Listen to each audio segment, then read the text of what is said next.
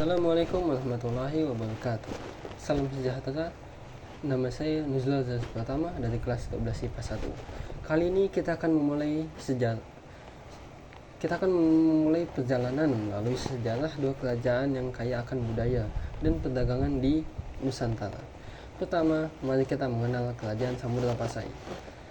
Kerajaan Samudra Pasai berdiri dari tahun 1267 hingga 1524 Masehi, dipimpin oleh Sultan Malik Al-Saleh. Kerajaan ini menjadi pusat perdagangan rempah-rempah di pesisir utara Sumatera. Lada adalah salah satu komoditas utama yang memperkuat ekonomi di Samudra Pasai. Berikut adalah daftar Raja Samudra Pasai. Sultan Malik Al-Saleh, raja pertama Samudra Pasai, memulai fondasi kekuasaan Islam dan perdagangan.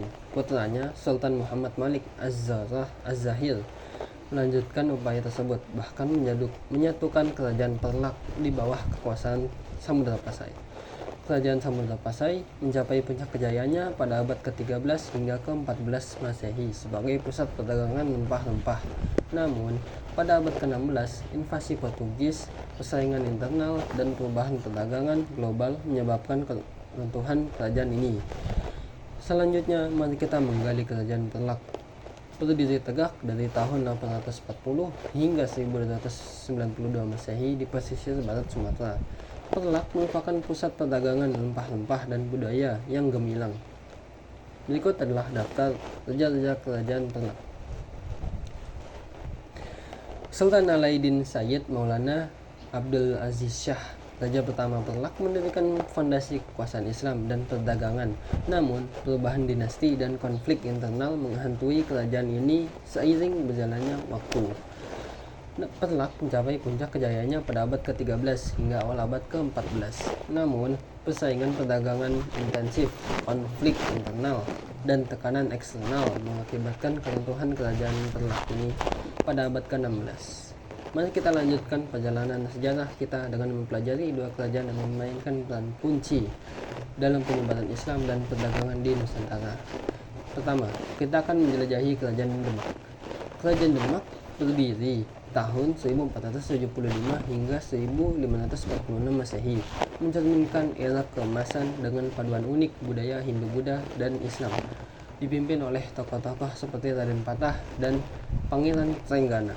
Demak menjadi pusat kekuatan Islam di Jawa. Berikut adalah daftar raja kerajaan Demak. Di antara raja-raja terkenal Demak adalah Pati Yunus yang memimpin pasukan Demak dalam penyerbuan ke Malaka dan meninggalkan jejak besar dalam sejarah perang laut. Sultan Trenggono dengan ekspansi militernya mengukuhkan posisi Demak sebagai kekuatan besar di Jawa.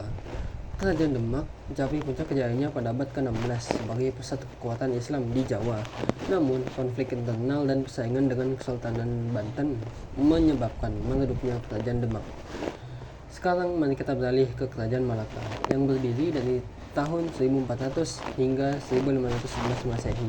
Malaka menjadi pusat perdagangan strategis di Selat Malaka dan berperan penting dalam penyebaran Islam di Nusantara. Berikut adalah daftar raja kerajaan Malaka. Sultan Muzaffar Shah dan Prameswara adalah beberapa dari banyak raja terkenal Malaka. Prameswara, pendiri Malaka, adalah salah satu tokoh kunci dalam konversi Malaka ke Islam dan kemajuan perdagangannya.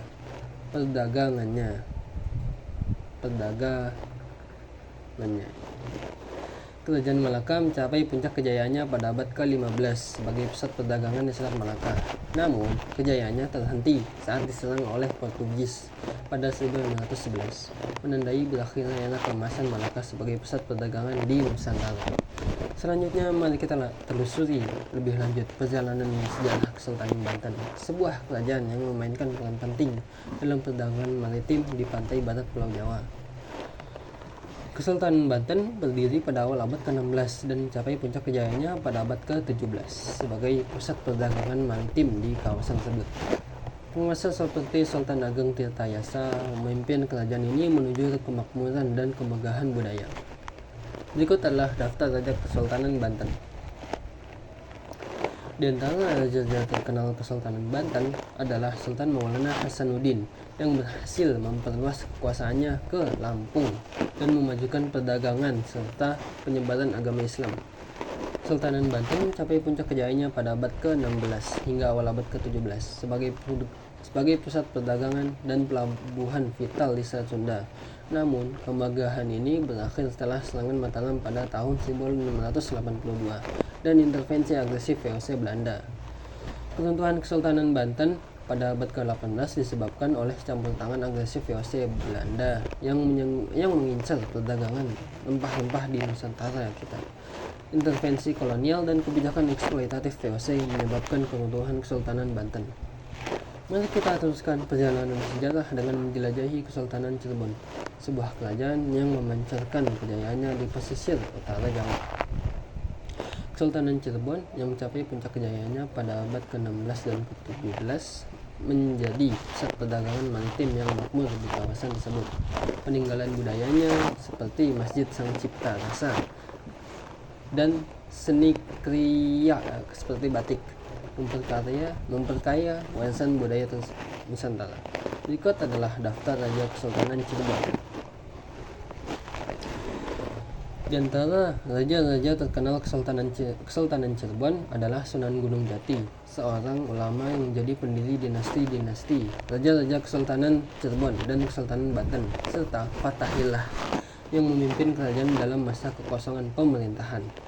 Kesultanan Cirebon mencapai puncak kejayaannya sebagai pusat perdagangan dan pelabuhan strategis di Pulau Jawa. Namun, persaingan internal, konflik kebijakan, dan campur tangan kolonial Belanda menyebabkan keruntuhan kesultanan pada abad ke-18.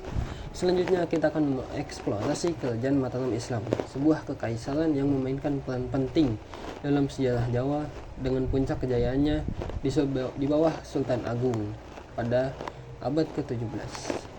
Berikut adalah daftar raja kerajaan Mataram Islam. Raja-raja terkenal kerajaan Mataram Islam seperti Panembahan Senapati dan Sultan Anyak Rawati memimpin ekspansi wilayah dan penyebaran Islam di Pulau Jawa, meninggalkan warisan budaya yang signifikan. Kerajaan Mataram Islam mencapai puncak kejayaannya sebagai kekuatan feodal dan agraris di Pulau Jawa. Namun, konflik suksesi dan campur tangan Belanda, terutama setelah perjanjian Giyanti pada abad ke-1715 abad ke-17 menyebabkan pembagian Mataram menjadi Surakarta dan Yogyakarta, menandai akhir kesultanan sebagai entitas tunggal. Sekian yang dapat saya sampaikan, kurang lebihnya mohon maaf. Wassalamualaikum warahmatullahi wabarakatuh.